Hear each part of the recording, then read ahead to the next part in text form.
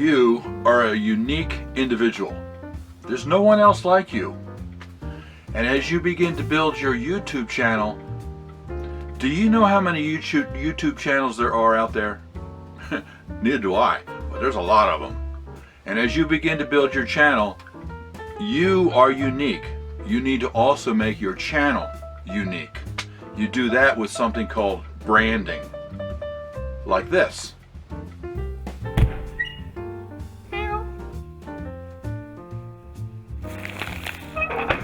Tiny House Prepper. Live simple, live free.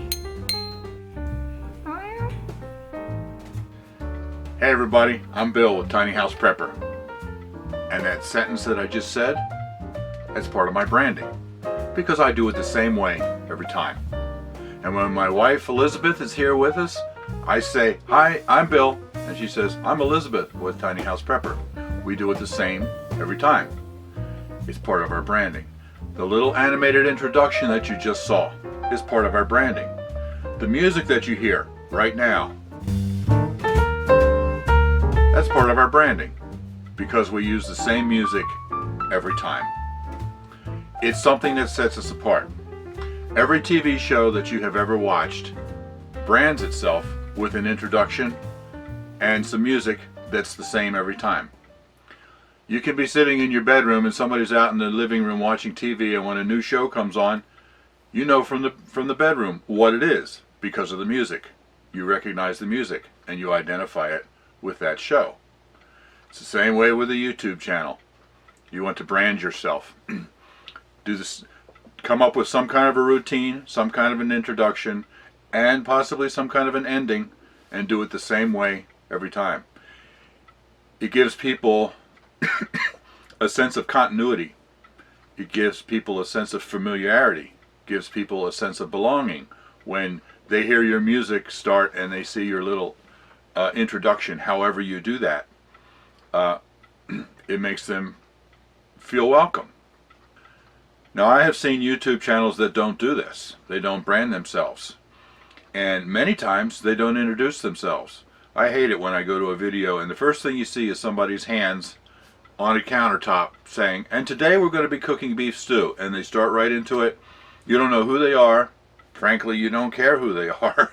There's nothing that draws you in. There's nothing that makes you feel comfortable. And the branding doesn't have to be, the introduction, whatever you're going to do, doesn't have to be complicated. It doesn't have to be long. In fact, it shouldn't be long.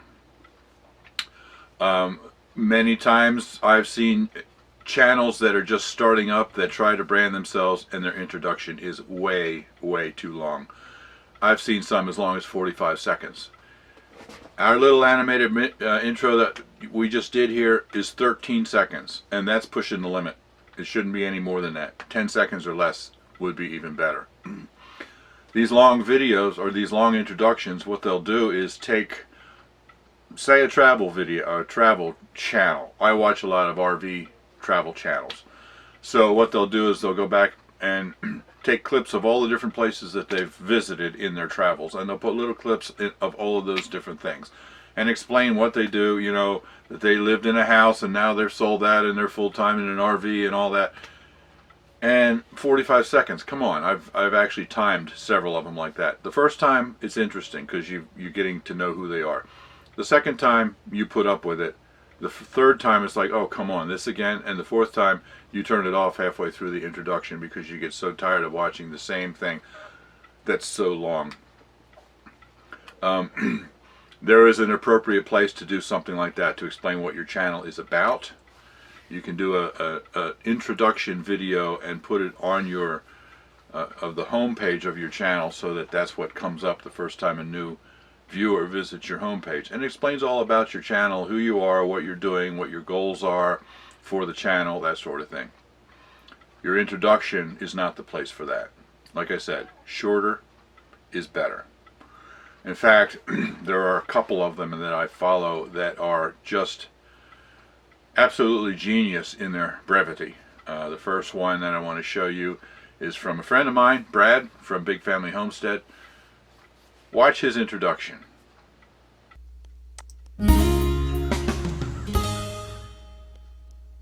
Hey everybody, it's Brad with the Big Family Homestead.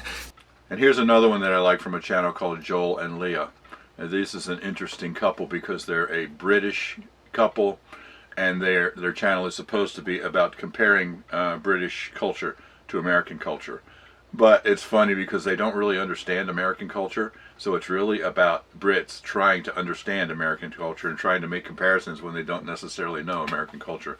I absolutely love it. They just recently did a trip to Texas, and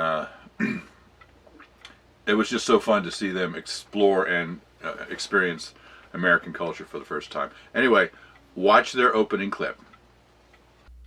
Hi, we're Joel and Leah. And how well do we know Texas? That's the question. Okay, so you see what I mean with both of them? They're, what, a second and a half at the most? 1 second? And yet it's something that's absolutely identifiable with their channel, whether it's Big Family Homestead or Joel and Leah. As soon as you hear that little musical ditty, whatever it is, from the other room, you know exactly what it is. Branding. It lets people know who you are. It makes them feel comfortable. There's various different ways that you can do your introduction. Our main one that we use is animated, and Elizabeth actually did it. She did all of the drawings for it, individual. You know, it's old school animation, not computer generated animation. She did all of the drawings for it, individual drawings, and then our son put it all together and animated it by taking one single frame picture of each drawing that Elizabeth did, and then put it all together into a video.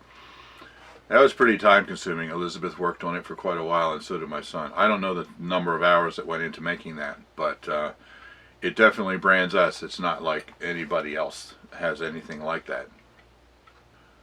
Another thing you can do is some sort of a branding with a video.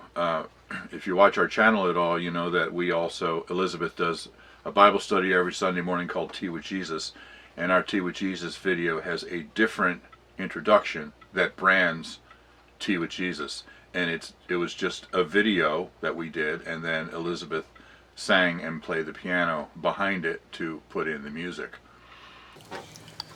And he walks with me, and he talks with me, and he tells me I am his own, and the joy we share as we tarry there, none other has ever known.